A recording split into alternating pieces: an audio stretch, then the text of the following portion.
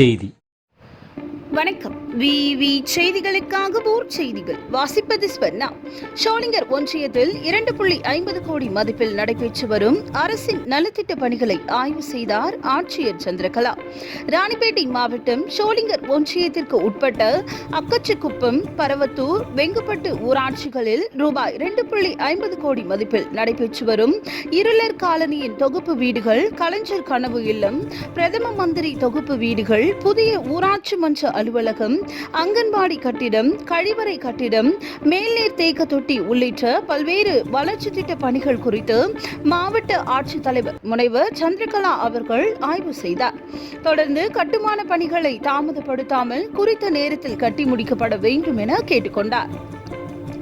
அதனைத் தொடர்ந்து 100 நாள் வேலை பணிகளை ஆய்வு மேற்கொண்டு வருகை பதிவேடு பணியாளர்களுக்கான முறையான ஊதியம் வழங்கப்படுகிறதா, அனைவருக்கும் பணிகள் வழங்குகிறார்களா என கேட்டறிந்தார். ஊராட்சியின் தொடக்கப்பள்ளி மாணவர்கள் கல்வித்திறன், சத்துணவு தரமாகவும் சுவையாகவும் உள்ளதா என ஆய்வு செய்தார்.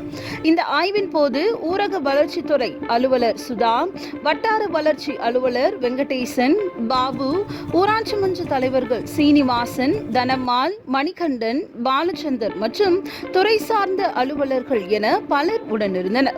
விவி செய்திகளுக்காக விஜய் மற்றும் பாஸ்கர்.